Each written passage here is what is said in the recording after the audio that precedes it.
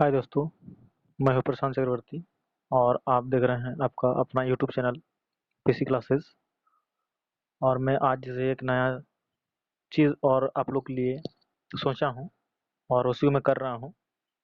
आज से हम क्लास 11, 12, 10, 9 सभी बच्चों के लिए एक इम्पोर्टेंट सेशन करने जा रहा हूं, जो कहीं न कहीं आपके एग्ज़ाम के लिए बहुत ही इम्पोर्टेंट और मददगार साबित होंगे।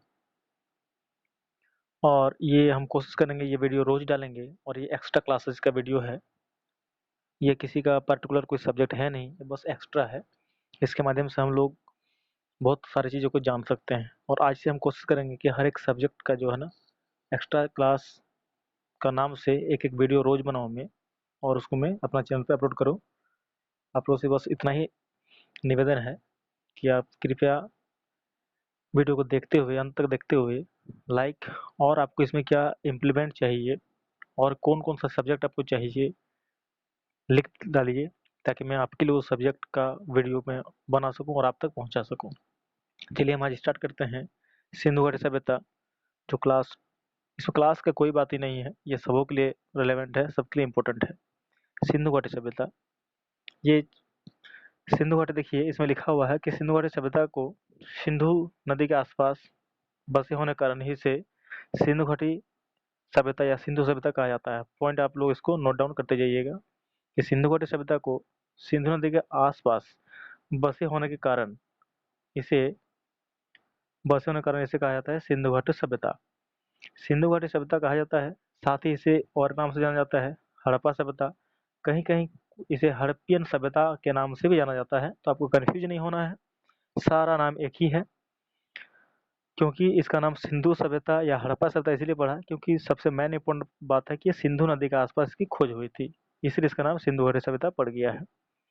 कई विद्वानों का मत है कि सिंधु सभ्यता को हड़प्पा सभ्यता पुकारना ज़्यादा उचित होगा, क्योंकि हड़प्पा इस सभ्यता का प्रमुख केंद्र है।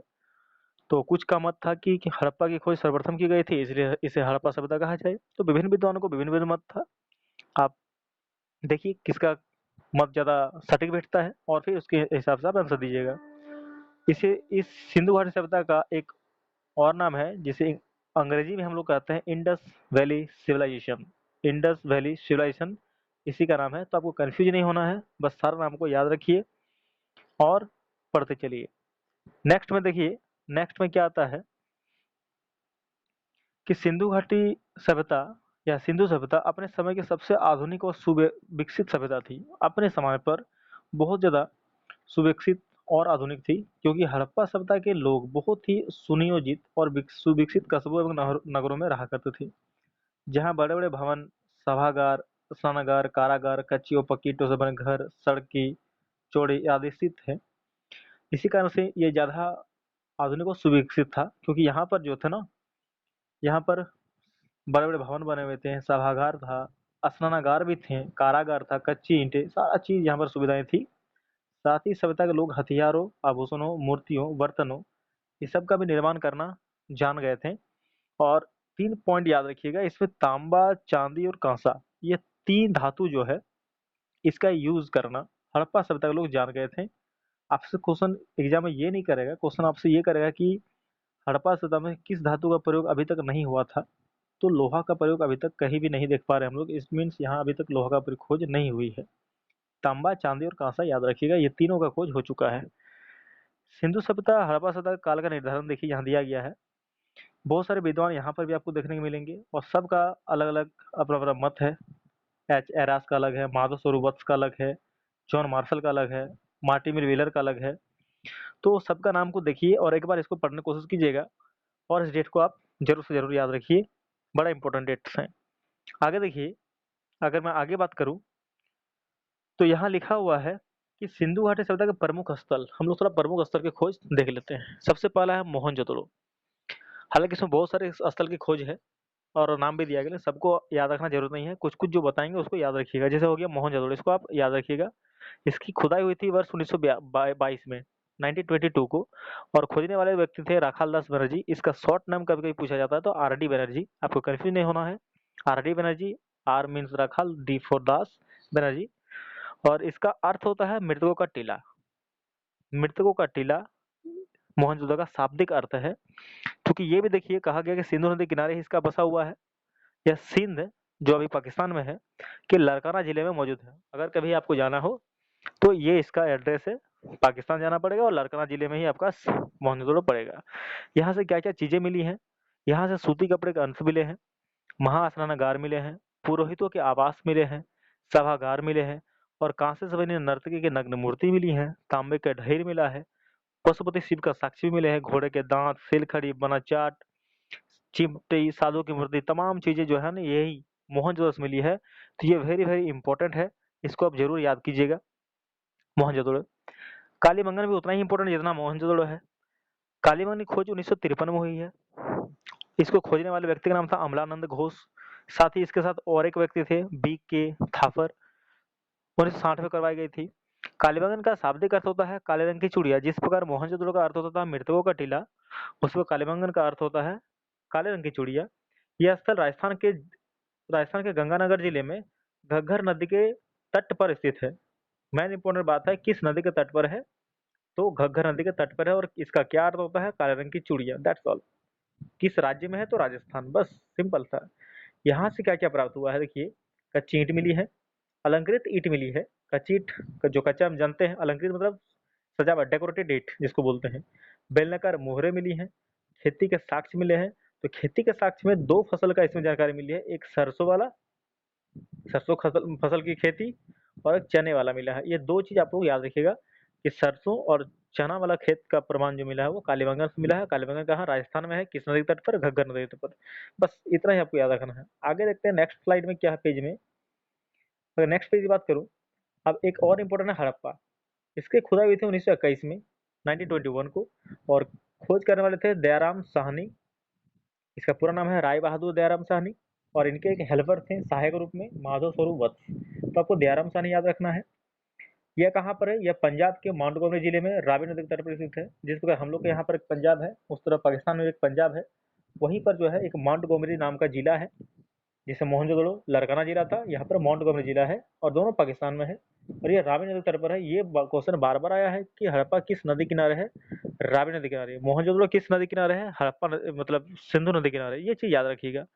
हड़प्पा से क्या क्या चीज मिली है, मोहरे मिली हैं, कब्रिस्तान मिले हैं, मछुआरे के चित्र अंकित बर्तन मिले हैं, बलुआ पत्थर पर बनी 2 मूर्तियां मिली है, धोती की पहने एक मूर्ति मिली है, कांसे का सिक्का मिला है, शंख मिला, बना बेल मिला है, अनाज भंडार। ये सब चीज जो है ना, सारा चीज हम लोग को हड़प्पा से ही मिली है। तो ये भी आप इम्पोर्टेंट है, ये याद रखिएगा। ठीक है। चांदोड़ो, ये देखिए, हालांकि ये इसको याद रखिएगा ना, कोई दिक्कत नहीं, लेकिन फिर भी पढ़ लीजिए। चांदोड़ो भी इम्पोर्टेंट है, आप इसको देख लीजिएगा, ये बड़ा इम्पोर्टेंट ये भी है। उसका देखिए आता है कि बनावली, ये भी याद रखिए, ये इम्पोर्टेंट है। बनावली क्या है, बनावली कहाँ है, सबसे पहले बात करूँ तो बनावली हरियाणा में है और हिसार जिला में है। तो इसकी खोज हुई थी 1973 में, और व्यक्ति का नाम था आर.एस. बिष्ट। ये इन्हीं ने बनावली की खोज की थी। हरियाणा जिला पड़ता है, हिसार जिला में। यहाँ से क्या क्या मिले थे, तांबे का बना वनाग्र व कुल्हाड़ी, हल्का आकृति का खिलौना मिला था, पत्थर और ईंट के मकान मिले थे, उन्नत किस्म की जौ मिली थी, सड़कों पर बैलगाड़ी के निशान मिले थे। ये मिला था हड़प्पा से हम लोग को, मतलब बनावली से मिला था। उसका आता है लोथल। इसकी खोज 1957 में रंगनाथ राव के द्वारा की गई थी, और यह स्थल गुजरात के अहमदाबाद जिले में भोगवा नदी के तट पर है। इसमें इंपॉर्टेंट बात यह है कि लोथल किस नदी के तट पर है, ये क्वेश्चन आता है। तो भोगवा नदी के तट पर है, और लोथल गुजरात हम लोग का है। दो क्वेश्चन याद रखिए, गुजरात में है और भोगवा नदी के तट पर है। यहाँ से क्या क्या मिला, देखिए अग्नि वेदिका मिली है, पक्की मिट्टी से बना गांव नाव का नमूना मिला है, जहाज बनने का स्थल मिला है, चावल के दाने मिले हैं, फारस की मुहर मिली है, हाथी दांत का स्केल मिला है, घोड़े की लघु मूर्ति मिली है। ये सारा चीज जो है ना, अनाज पीसने का चक्की मिली है, ये लोथल से ही हमको प्राप्त हुई है। उसके बाद आलमगीरपुर, ये आलमगीरपुर उत्तर प्रदेश में है, और इसकी खुदाई 1958 में हुई थी। ये उतना याद रखने की जरूरत नहीं है, लेकिन इसका एक चीज याद रखिएगा कि ये किस नदी के तट पर है, हिंडन नदी के तट पर। ये इंपॉर्टेंट है आलमगीरपुर, और यह उत्तर प्रदेश में है। जिला का नाम पड़ता है मेरठ। ये तीन चीज इसमें याद रखिएगा। आलमगीर उतना इंपॉर्टेंट नहीं है आपके लिए है। ठीक है। नेक्स्ट स्लाइड में देखिए क्या दिया हुआ है, रोपड़। हाँ, ये इंपॉर्टेंट है, इसको याद रखिएगा। रोपड़ में क्या दिखा गया है, इसकी खुदाई 1953 में यज्ञदत्त शर्मा के द्वारा कराई गई थी, और यह स्थल पंजाब राज्य में सतलुज नदी के तट पर स्थित है। यानी रोपड़ है पंजाब में और सतलुज नदी के किनारे है। यहाँ से क्या क्या मिला है, यहाँ से तांबे की कुल्हाड़ी मिली है, आदमी मिले हैं और कुत्ते की एक कब्रगाह मिली है जो कि रोपड़ है। ये भी याद रखिएगा। फिर ये सुतकोतदा आएगा, ये सब उतना इंपॉर्टेंट नहीं है, फिर भी और पढ़ लीजिएगा आप। धोलावीरा इंपॉर्टेंट है, इसको याद रखिएगा।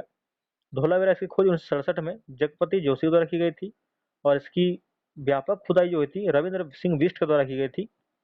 और यह स्थल गुजरात में है, धोलावीरा। और फिर यहाँ से जो जो चीज मिला है वो देख लीजिए। दुर्ग भाग, मध्य भाग के बीच में भव्य इमारत के अवशेष मिले हैं। अवशेष मतलब होता है बचा हुआ, इमारत का बचा हुआ, जो अब लास्ट जो बचा हुआ था उसी को अवशेष बोलते हैं। सीढ़ीनुमा संरचनाएं मिली थी इसमें और विभिन्न प्रकार के जलाशय भी मिले हैं हम लोग का धोलावीरा से। ये चीज आप लोग याद रखिएगा। नेक्स्ट देखिए, नेक्स्ट है राखीगढ़ी। राखीगढ़ी से क्या मिले भाई? तो इसकी खुदाई वैसे सबसे पहले देखते हैं 1997 में, 1997 में, और अमरेंद्र नाथ द्वारा करवाई गई थी। यह स्थल हरियाणा राज्य के हिसार जिले में है। हरियाणा राज्य के हिसार जिले में और एक चीज था, कौन सा जगह था? बनावली, याद रखिएगा। और राखीगढ़ी भी वहीं पर है।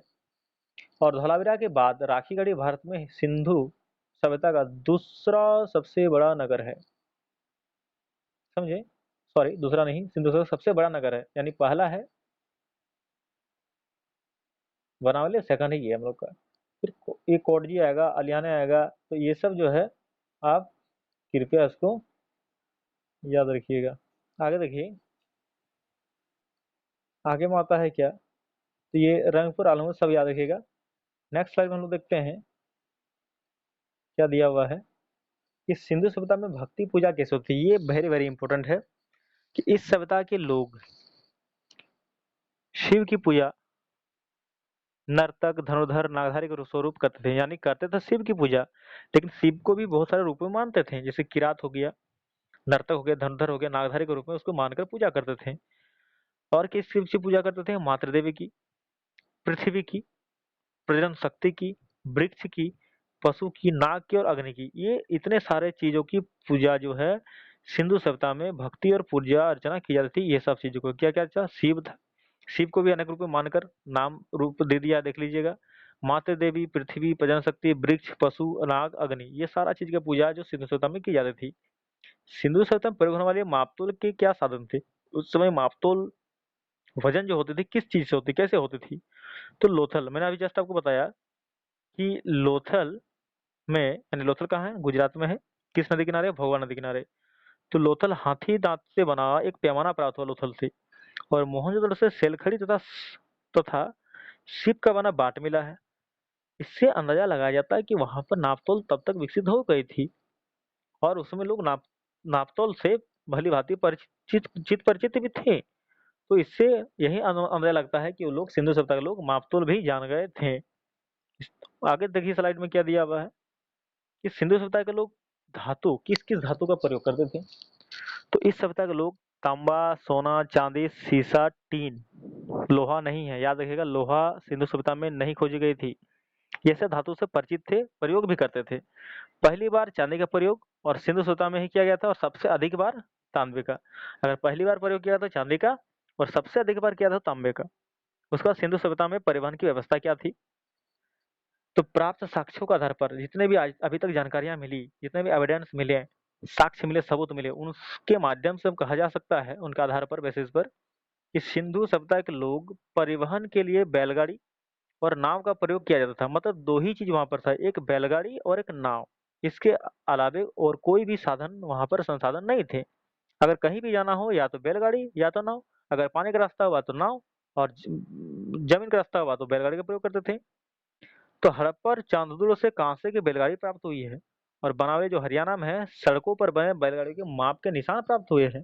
इनसे अंदाजा लगाया जा सकता था कि उस समय उस सभ्यता के लोग आवागमन के लिए बैलगाड़ी का प्रयोग करते थे।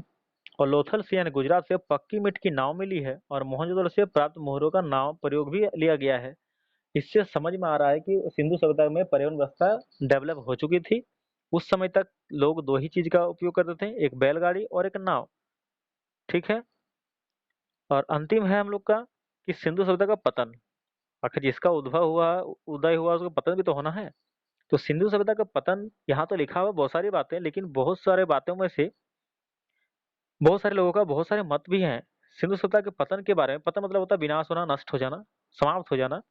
कि इसके सिंधु सभ्यता के पतन का कोई एक कारण नहीं है। अगर एक कारण रहे तो बताया जाए, बहुत सारे कारण थे। इसके इस सभ्यता के पतन के पीछे कई कारण माने जाते हैं, क्योंकि ये सभ्यता काफ़ी विस्तृत क्षेत्र में फैली हुई थी।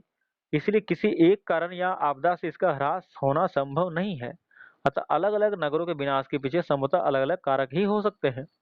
इस सभ्यता के पतन के बारे में कई मत हैं। कई पुरातत्वविद यह मत है कि इस सभ्यता के कुछ स्थलों का पतन भयंकर बाढ़ आने के कारण हुआ। देखिए पहला पॉइंट, कुछ विद्वानों का मत था। मैंने अभी जस्ट बताया कि बहुत सारे लोगों का बहुत सारे मत थी। कुछ विद्वान ये कहते थे कि यहाँ पर बहुत भयंकर बाढ़ आया और बाढ़ आने के कारण सिंधु सभ्यता का पतन हो गया। वहीं कुछ दूसरा विद्वान क्या बोलते थे कि यहाँ इस जगह पर सिंधु सभ्यता के स्थल पर भूकंप बहुत तेज की आई और भूकंप आने के कारण यहाँ समाप्त हो गया। जबकि कुछ और लोगों का मत है कि बाह्य आक्रमण हुआ या फिर जलवायु परिवर्तन हुआ और जलवायु परिवर्तन होने के कारण सूखा हो गया, बाढ़ से संभवतः इस सभ्यता का नष्ट हो गया। मतलब सबका अपना-अपना अलग-अलग बातें थी, सबको अपना अलग-अलग बातें रखी और लेकिन आपको लिखना है सारा बातें, क्योंकि इससे मार्क्स मिलेंगे आपको। इसलिए ध्यान रखिएगा, सिंधु सभ्यता का पतन और आगे इसके पहले जो चीज़ें मैंने बताया स्लाइड में, सारा का सारा बहुत ही इम्पोर्टेंट है। कृपया उसको याद कर लीजिए, इससे बाहर एग्जाम में एक भी क्वेश्चन आपके नहीं देखने को मिलेंगे। अगर वीडियो अच्छा लगे तो कृपया कर इसे लाइक कीजिएगा और सबको बोलिए कि वीडियो को देखें, ताकि कुछ अच्छी जानकारी आपको मिल जाए। तब तक के लिए इतना ही। मैं अगला वीडियो नेक्स्ट जो भी एक्स्ट्रा क्लास में जो भी वीडियो आएगी, मैं आप तक पहुँचा दूँगा। तब तक के लिए इतना ही है। ओके।